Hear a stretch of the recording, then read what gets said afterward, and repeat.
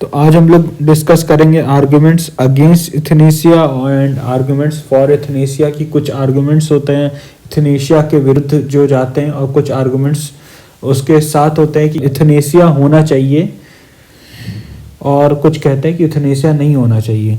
तो पहले अगेंस्ट के बारे में हम लोग डिस्कस करते हैं। तो अगेंस्ट में क्या होता है कि it is against medical ethics और medical science is making rapid progress और मेडिकल साइंस काफ़ी तेज़ी से प्रोग्रेस कर रहा है। कुछ लोग कहते हैं कि अगर कोई डिसीज़ अगर पहले इनक्योरेबल था, लाइलाज था, तो क्या पता वो आगे जाके उसका इलाज संभव हो, उसका इलाज मिल जाए। It would not only be for people who are terminally ill but may be used to commit murder. ये सिर्फ उनके लिए नहीं है कि जो टर्मिनली इल है, लास्ट स्टेज ऑफ कैंसर में है या ऑलमोस्ट उनका डेथ होने वाला है, बल्कि ये उस कारण से भी है कि किसी का मर्डर किया जा सके। It could be misuse bye doctors coming hand in glove with relatives. ये डॉक्टर्स के द्वारा मिसयूज किया जा सकता है और रिलेटिव्स के द्वारा कि रिलेटिव्स चाहते हैं कि इसकी जीवन लीला समाप्त कर दी जाए, तो उस कारण से ये यूज किया जा सकता है। It can become a means of health care cost containment. Health care का कॉस्ट और खर्चा वगैरह को ख़त्म करने के लिए ये इथनेशिया यूज़ किया जा सकता है। हॉस्पिटलाइज होने का खर्चा बहुत ज़्यादा होता है, वेंटिलेटर पर पर्सन अगर पड़ा हुआ है तो क्या पता रिलेटिव्स ना पे कर पाए, तो it can become a means of health care cost containment. It may become non voluntary.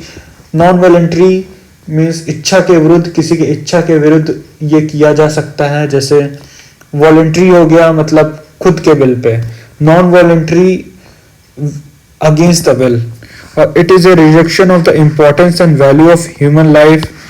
ये ह्यूमन लाइफ का इम्पोर्टेंस और वैल्यू को खत्म कर सकता है। और it is a crime against society. Society के अगेंस्ट लोग कहते हैं इसको क्राइम और equivalent to legalising murder and suicide. लोग का ऐसा मानना है कि ये एकदम मर्डर और सुसाइड को एकदम लीगलाइज करने जैसा है और it will encourage people to commit suicide. और ये लोगों को सुसाइड करने के लिए कमिट कर सकता है, क्योंकि अगर कोई आदमी सुसाइड करेगा वो बोलेगा दुख में कर रहे हैं और ये इथनेशिया जैसा ही माना जाएगा। ये ज़्यादा इनकरेज करता है पर्सन को सुसाइड करने के लिए।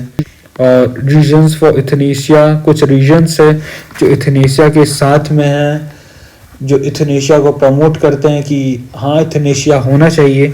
तो अनबियरेबल पेन, तो पेशेंट को बहुत समय तक वो हॉस्पिटलाइज रहता है या कुछ ऐसी स्थिति हो जाती है, पेशेंट एक डिग्निफाइड पेनफुल डेथ सोचता है या फिर उसके रिलेटिव्स चाहते हैं।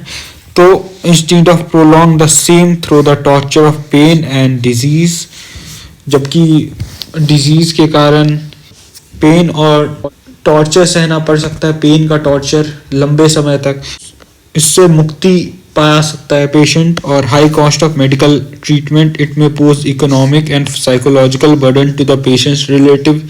जैसा ऊपर बताया गया था इसका ही रिवर्स है, जैसे means it can become a means of health care cost containment, इसी का जस्ट रिवर्स है कि इकोनॉमिक और साइकोलॉजिकल बर्डन से पेशेंट का रिलेटिव का पीछा छुड़ाया जा सकता है। राइट टू कमिट सुसाइड,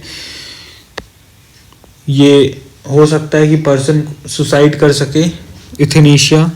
और patient should not be forced to stay alive, patient को ज़बरदस्ती फोर्स ना किया जाए कि वो हम जिंदा ज़्यादा समय तक रहे। Medical science too has its limitation और ये सारे डिजीज़ को क्योर नहीं कर सकता।